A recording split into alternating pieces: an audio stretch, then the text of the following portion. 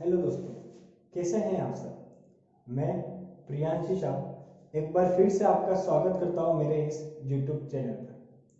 तो जैसा कि दोस्तों हमने देखा था स्टीरियो केमिस्ट्री त्रिविम रसायन, और वहां हमने देखा था समवायता किसे कहते हैं, आइसोमेरिज्म के बारे में और उसके टाइप्स देखे थे। और फिर हमने देखा था संरचनात्मक समवायता में श्रृंखला समवायता जिसको बोलते हैं चेन आइसोमेरिज्म। फिर देखा था स्थिति समवायता यानी कि पोजीशन आइसोमेरिज्म। फिर देखा था क्रियात्मक समवायता यानी कि फंक्शनल आइसोमेरिज्म। ठीक है, ये चीज हमने देख ली थी। और इसी के ही आगे हम चलते हुए अब हम देखते हैं चौथी समवायता यानी कि फोर्थ मध्यावयता जिसको बोलते हैं मेटामेरिज्म। मैं पिछली 2 वीडियोस डाल चुका हूं, आप वहां से देखकर बाकी की समवायता पढ़ सकते हैं। तो चलिए स्टार्ट करते हैं। उससे पहले आप वीडियोस को लाइक करें, चैनल को सब्सक्राइब करें और प्लीज आप आपके सजेशन मुझे कमेंट बॉक्स में बताते रहें। तो चलिए स्टार्ट करते हैं आज फोर्थ मध्यावयता मेटामेरिज्म। देखिए यह बहुत ही इंपॉर्टेंट है। क्यों इंपॉर्टेंट है, ध्यान से सुनना। अभी तक हमने पढ़ा था कि 2 या 2 से अधिक यौगिक जिनके अणुसूत्र यानी कि मॉलिक्यूलर फार्मूला क्या हो सेम, यहां पर एक और चीज यहां ऐड करते हैं, इसलिए वह मध्यावयता के अंदर आती है। देखना कैसे, 2 या 2 से अधिक यौगिक जिनके अणुसूत्र क्या, जिनके अणुसूत्र जिसको हम बोलते हैं मॉलिक्यूलर फार्मूला, और उसके साथ साथ क्रियात्मक समूह क्या, और उसके साथ साथ क्रियात्मक समूह यानी कि फंक्शनल ग्रुप, यह दोनों क्या हो सेम हो, दोनों क्या हो समान हो, बोथ आर इक्वल।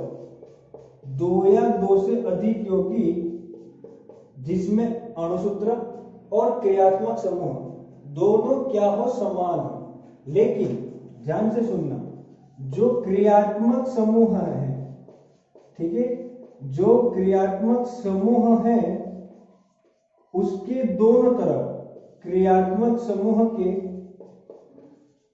दोनों तरफ उपस्थित, क्रियात्मक समूह के दोनों तरफ उपस्थित एल्किल समूह क्या, एल्किल समूह जिसको इंग्लिश में बोलते हैं एल्काइल ग्रुप, लिख देता हूं मैं इंग्लिश मीडियम वालों के लिए, एल्काइल ग्रुप में भिन्नता हो, में क्या हो, भिन्नता हो। बहुत ही सिंपल सी बात है, ठीक है। तो ऐसे यौगिक जिनके अणुसूत्र समान हो और क्रियात्मक समूह भी समान हो, लेकिन क्रियात्मक समूह के दोनों तरफ उपस्थित एल्काइल समूह एल्काइल ग्रुप में भिन्नता पाई जाती हो, डिफरेंस पाया जाता हो, वह मेटामेरिज्म शो करते हैं। आगे बहुत ही इजी है, ठीक है। तो यहां पर अणुसूत्र के साथ साथ उसमें उपस्थित फंक्शनल ग्रुप भी क्या होता है, सेम। यह थोड़ा सा चेंज है किसके अंदर, मध्यावयता के अंदर, मेटामेरिज्म के अंदर। हम एग्जांपल देखेंगे जिससे और आपको क्लियर हो जाएगा। तो आप डेफिनेशन लिख सकते हैं, 2 या 2 से अधिक यौगिक जिनके अणुसूत्र और उसमें उपस्थित क्रियात्मक समूह दोनों समान हो, लेकिन क्रियात्मक समूह के दोनों तरफ उपस्थित एल्किल समूह में भिन्नता पाई जाती है, तो वह मध्यावयता मेटामेरिज्म के अंदर आते हैं। जैसा कि मैंने आपको कहा था, 2 तरह से क्वेश्चन पूछ सकता है, ठीक है ना। या तो वो आपको दे देगा कि मध्यावयता से आप क्या समझते हैं समझाइए, या फिर आपको सिंपल सा एग्जांपल देगा और उसके अंदर पूछेगा। देखते हैं कैसे। C4H10O, C4H10O में मध्यावयता को बताइए, यानी कि describe the metamerism in C4H10O। बहुत ही सिंपल सा है, देखना कैसे। अब यहां पर जैसे आपको एग्जांपल दिया था, आपने श्रृंखला समवायता में किया, स्थिति समवायता में किया और क्रियात्मक समवायता में किया, वही जैसे यहां पर करना है। क्या देखना, O यहां पर है, यहां पर फंक्शनल ग्रुप है O, जो किसके अंदर आता है, ईथर के अंदर, ठीक है ना, जिसको सिंपल सी भाषा में लिखते हैं ROR। ये R सेम भी हो सकते हैं और R अलग भी हो सकते हैं, तो यानी कि R बराबर होता है एल्किल समूह एल्काइल ग्रुप। देखना कैसे, सेम भी हो सकते हैं और अलग। फर्स्ट लिख रहे हैं मैं इसका क्या, CH3 CH2 O CH2 CH3, ठीक है। क्या नाम है इसका, diethyl ether, diethyl ether. Clear, आ गया, जिसको इंग्लिश में बोलते हैं डाई इथाइल ईथर। ये तो हो गया फर्स्ट। एक और मैं लिख रहा हूं यहां पर, देखना CH3O CH2 CH2 CH3। क्या नाम है इसका, मैथिल प्रोपिल ईथर। ये तो हो गया हिंदी में, इंग्लिश में भी सेम ही है, बस खाली वो आई लग जाएगा, मिथाइल प्रोपाइल ईथर। आई बात समझ में, क्या, मिथाइल प्रोपाइल ईथर। अब देखना एक चीज और भी होती है यहाँ पर, एक और आइसोमर जिसका पाया जाता है, बहुत ही सिंपल सा है, क्या, CH3O। बहुत ही देखा, यही चीज जो है वो इसमें है, दोनों अलग अलग हो रही है। यहाँ पर 1 डिग्री से है, यहाँ पर अपन आइसोप्रोपाइल ग्रुप से जुड़ाएंगे। देखना CH3 के साथ CH, इधर CH3 और इधर CH3। आया बात समझ में, ये दोनों क्या है, सेम ही है। ये वाला अलग अलग ग्रुप में भी इधर पाया जाता है, वैसे इसका ही आइसोमर से पर साथ में पाया जाता है। तो इसका नाम क्या होता है, methyl isopropyl ether. Methyl isopropyl या आइसोप्रोपिल ईथर। बहुत ही सिंपल सा है, कुछ नहीं करना है, ध्यान से देखना। अब देखना यहाँ पर तीनों में फंक्शनल ग्रुप सेम है, क्या, ROR ROR ROR ROR। तो दो तीनों में क्या है, क्रियात्मक समूह तो सेम हो गया। अब बात करते हैं उसके अणुसूत्र की। देखना C4H10, 1 2 3 4 कार्बन, 1 ऑक्सीजन, 3 4 5 5 और 2, मतलब कितना हो गया, 10 हाइड्रोजन।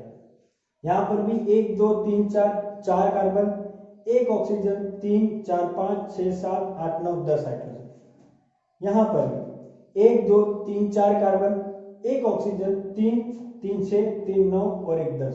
तो तीनों में क्या है, अणुसूत्र समान है और फंक्शनल ग्रुप भी सेम है, लेकिन फंक्शनल ग्रुप के दोनों तरफ एल्किल समूह क्या है, अलग अलग।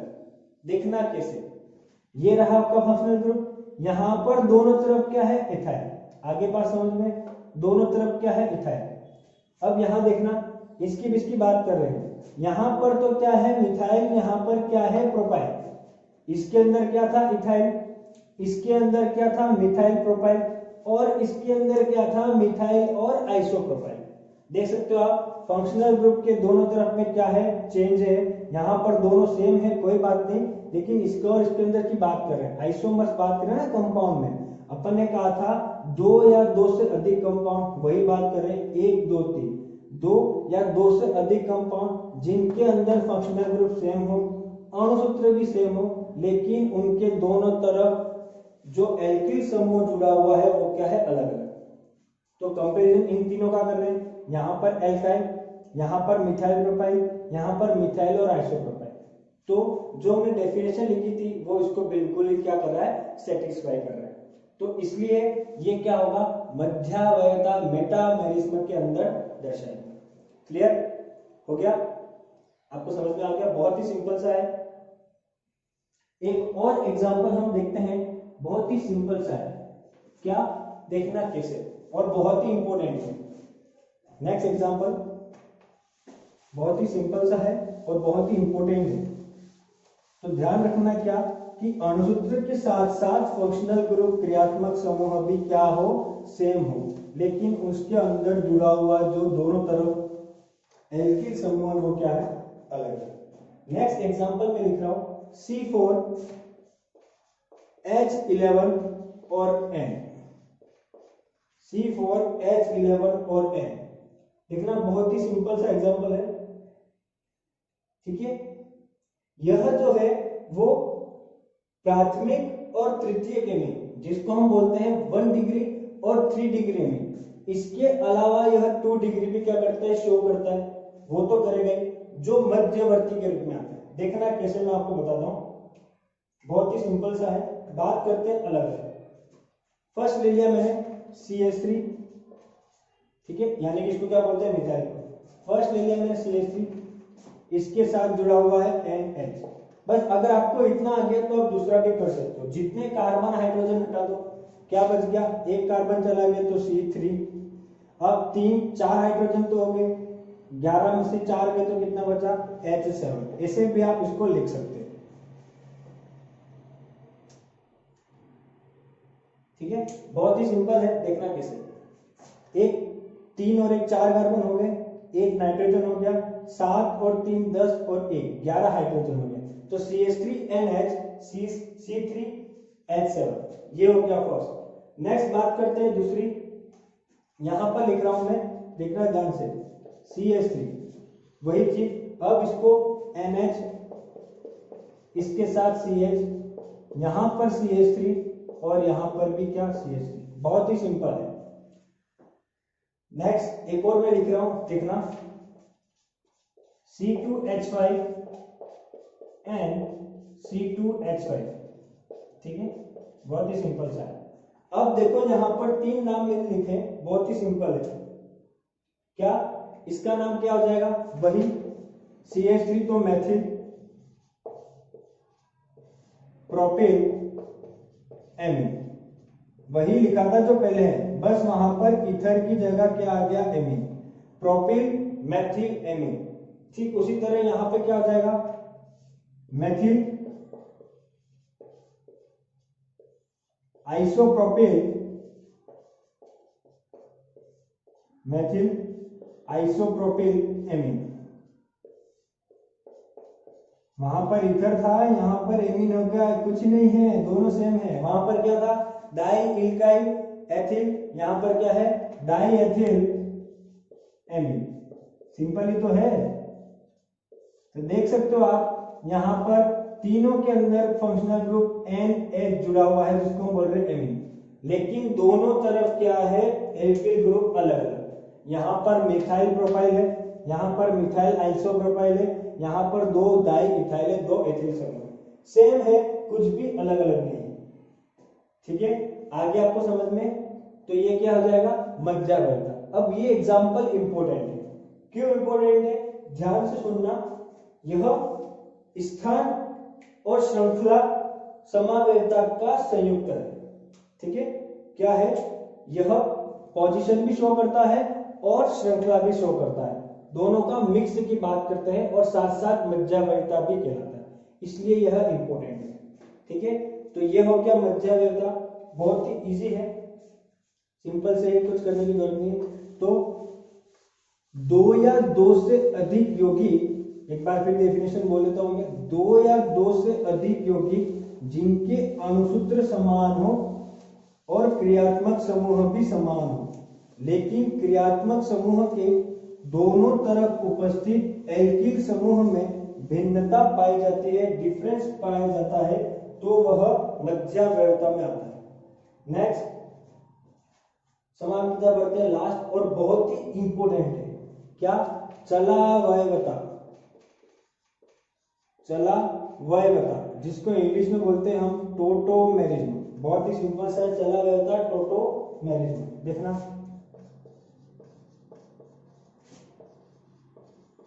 बहुत सारी ऑर्गेनिक रिएक्शन के अंदर भी इसमें कंपाउंड पूछे जाते हैं, ठीक है, बहुत सारी ऑर्गेनिक रिएक्शन के अंदर भी कंपाउंड पूछे जाते हैं। बहुत ही सिंपल सा है ये भी, कुछ इसमें टेंशन की जरूरत नहीं है। देखना क्या, ठीक है, देखो चलावयवता में क्या होता है कि यह एक रूप से दूसरे रूप में चेंज हो जाता है, यानी कि एक फॉर्म से दूसरे फॉर्म में चेंज होता रहता है, परिवर्तित होता रहता है। कैसे, चलने के कारण। आई बात समझ में, मतलब एक फॉर्म से दूसरे फॉर्म में चेंज कब होगा, जब किसी का ट्रांसफर होगा, कोई परिवर्तन होगा, कोई चल कर जाएगा, इसलिए उसका नाम क्या है, चलावयवता। आप इसको ऐसे भी याद रख सकते हो, बहुत ही इंपॉर्टेंट है, ठीक है। देखना, इन यौगिकों में, ठीक है, इन यौगिकों में हाइड्रोजन, लिख देता हूं मैं, इन यौगिकों में हाइड्रोजन के स्थानांतरण से, यानी कि ट्रांसफर जिसको बोलते हैं, स्थानांतरण से इन यौगिकों में हाइड्रोजन के स्थानांतरण से दो अलग अलग रूप पाए जाते हैं, यानी कि अलग अलग रूप पाए जाते हैं, जो क्या कहलाते हैं, चलावैवता। देखना मैं आपको बताऊंगा, बहुत ही सिंपल सा है एग्जाम्पल, आपको कुछ नहीं करना है, एक ही चीज याद रखनी है, कीटो इनो चलावैवता। मतलब कीटो इनो चलावैवता बहुत ही सिंपल है, मैं लिख देता हूं, कीटो इनो, हिंदी में भी कीटो इनोल बोलते हैं और इंग्लिश में भी कीटो इनोल बोलते हैं, KETO -ENOL, tautomerism, keto enol चलावैवता। कीटो मतलब होता है कीटोन ग्रुप और इनोल मतलब होता है अल्कोहल ग्रुप। ठीक है, बहुत ही सिंपल है, कीटो इनोल चलावैवता। ठीक है, कीटो यानी कि कीटोन और इनोल यानी कि अल्कोहल ग्रुप। तो कीटोन किसमें चेंज होगा, अल्कोहल में। देखना, इसका बहुत ही सिंपल सा एग्जांपल है और हम एग्जांपल देखते हैं तो आपको इजीली समझ में आ जाएगा। फर्स्ट लिख रहा हूं मैं यहां पर, देखना बहुत ही इजी सा एग्जांपल है, आप लोग कई बार सुन चुके होंगे, एसीटेन एसीटोन। ठीक है, एसिटाइल एसीटोन, जिसका फार्मूला मैं लिखता हूं, बहुत ही सिंपल है, एसिटाइल एसीटोन। देखना, CH3 C डबल बॉन्ड, ये तो आपका क्या हो गया, कीटो ग्रुप, बहुत इजी है, CH3 C डबल बॉन्ड को CH2 CO CH3, इसको आप खोल के भी वापस लिख सकते हो, कहीं से भी ले जाओ, कोई प्रॉब्लम नहीं। क्या है, एसिटाइल एसीटोन, जिसको हिंदी में लिखते हैं एसिटिल एसीटोन, एसिटिल एसीटोन। देख रहे हैं आप, ऑन आ गया, टोन आ गया, इसलिए कौन सा हो गया, ये तो आपका क्या हो गया, कीटो ग्रुप, ये क्या हो गया आपका, कीटो ग्रुप।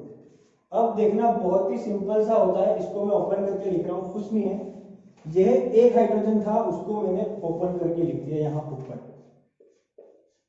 देख सकते हो आप।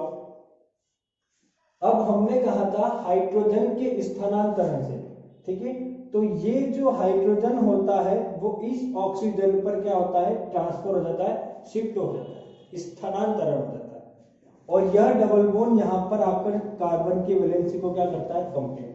क्यों, एक हाइड्रोजन निकला तो कार्बन की 3 वैलेंसी हो गई ना, तो ये डबल बॉन्ड यहां पर शिफ्ट हो जाता है, तो कार्बन की 4 वैलेंसी कंप्लीट हो जाती है। देखना कैसे, मैं बता रहा हूं, ये रहा CH3, इस CH3 के साथ सिंगल बॉन्ड के ऊपर O और उसके साथ हाइड्रोजन, ये डबल बॉन्ड यहां पर शिफ्ट हो गया, तो ये डबल बॉन्ड इसके साथ CH CO CH3, तो पहले क्या था, कीटो, जो अब किसमें चेंज हो गया, इनोल में।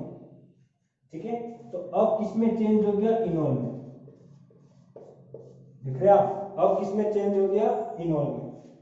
अब ध्यान रखना, ये दोनों एक दूसरे में क्या होते रहते हैं, चेंज होते रहते हैं, परिवर्तित होते रहते हैं, इसलिए इन दोनों के बीच में रिवर्सिबल एरो जो होता है, उसका डबल एरो का लिखा शो करते हैं, गतिज साम्य जिसको बोलते हैं हिंदी में, इसको इस एरो से दर्शाते हैं।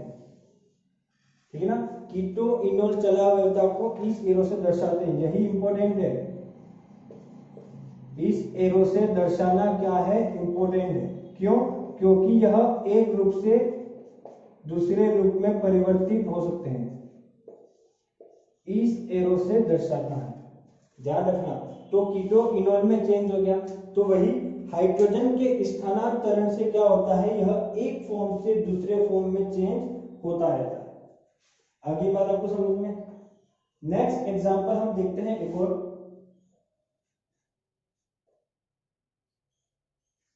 बहुत ही एग्जांपल नंबर दूसरा, बहुत ही इजी सा एग्जांपल है, देखना कैसे। एग्जांपल नंबर सेकंड, देखना, यहां पर लिख रहा हूं मैं CH3 C और यहाँ पर एक और, ये आगे समझ में। यहाँ पर भी कार्बन की 4 वैलेंसी, सबकी 4 वैलेंसी पूरी। अब कुछ नहीं, बहुत ही सिंपल सा, ये अल्कोहल का हाइड्रोजन यहाँ पर शिफ्ट होता है और ये डबल बॉन्ड यहाँ पर, कैसे देखना, वही एरो, ये CH3 इसके साथ सिंगल बॉन्ड C, अब डबल बॉन्ड यहाँ शिफ्ट हो गया तो क्या हो गया, यह डबल बॉन्ड O, और यह CH2 के साथ एक हाइड्रोजन जुड़ गया तो क्या हो गया, यह CH। तो ये क्या था आपका इनोल ग्रुप और ये क्या हो गया आपका कीटोन, ठीक है। और ये क्या हो गया, चला वायवता। तो जहां पर भी आपको कीटो ग्रुप दिख जाए और उसके पास वाले कार्बन पर हाइड्रोजन दिख रहा है तो वो क्या हो जाएगा, ट्रांसफर हो जाएगा अल्कोहल के साथ। तो ये हाइड्रोजन ट्रांसफर होकर इधर, यह डबल बॉन्ड इधर, तो ये क्या हो गया, चला वायवता कीटो इनोल टोटोमेरिज्म, ठीक है दोस्तों।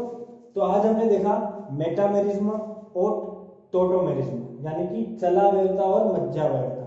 इसके पहले में श्रृंखला समावयवता, स्थिति समावयवता और क्रियात्मक समावयवता की वीडियोस डाल चुका हूं, आप वहां से देख सकते हो।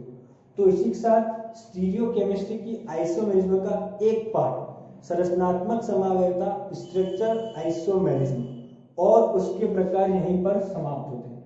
नेक्स्ट वीडियो में हम देखेंगे त्रिविम समावयवता, जो बहुत ही इंपॉर्टेंट है, ठीक है। यहाँ तक तो आप 12th में और BSc लेवल में भी आप पढ़ सकते हो, लेकिन आने वाला जो त्रिविम समावयवता है वह बहुत ही इंपॉर्टेंट है। उससे कई सारे क्वेश्चन पूछे जाते हैं और बहुत सारी अलग अलग विधियां होती है।